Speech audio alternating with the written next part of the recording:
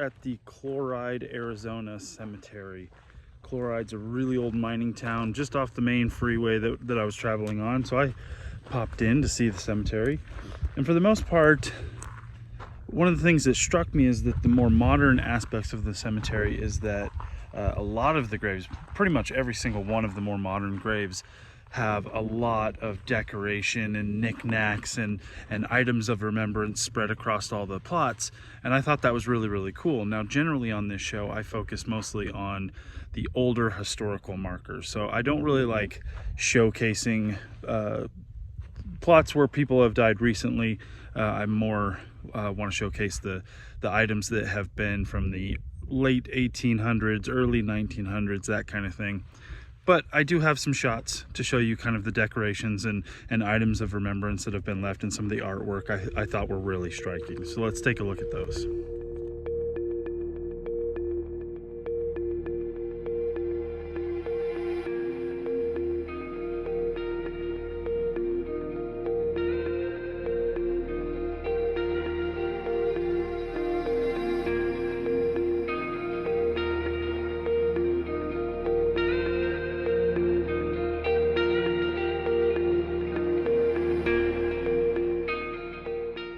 Cool part about this cemetery is that there was a shack. There's a shack, and on that shack it had a map of the cemetery and a layout of the ground, so that you knew kind of which section was where. And right in the smack dab middle is the historical section of the cemetery. So I came over here to check that out, obviously.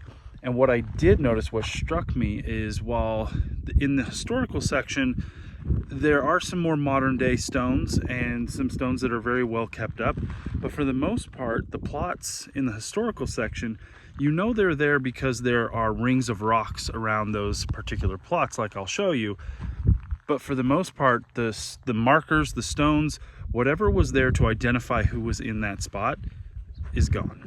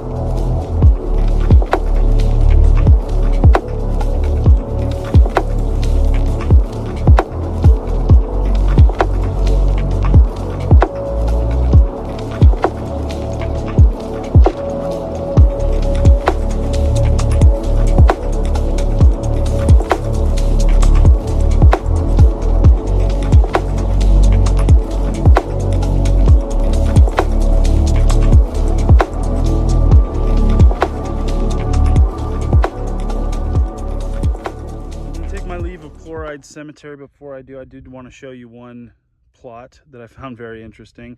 I was walking by and I thought it was just kind of plants growing in the desert, but it's actually a giant cactus plant that has kind of taken over one of the plots. And I peered in, and there is a wooden marker that apparently is being protected by this very thorny plant, but I thought it was interesting enough to share with you guys on my way out. This is what it looks like as I was walking by. You can see the marker.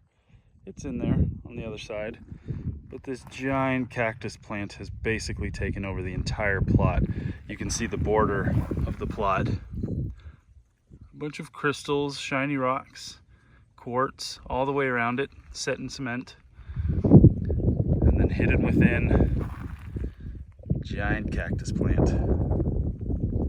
And behind it, a wooden marker, worn away. Can't tell who is there, but the marker's still around. I wanted to point that one out because in my travels, going to cemetery, I do notice that sometimes nature just takes back the land. As I go to these cemeteries, a lot of the older ones, some are kept up, some have been preserved and taken care of, but a lot of them, you know, the funds aren't there. The location is no longer a town. The cemetery is just sitting out in the middle of nowhere. There's nobody to take care of it. And nature just starts reclaiming what once was its.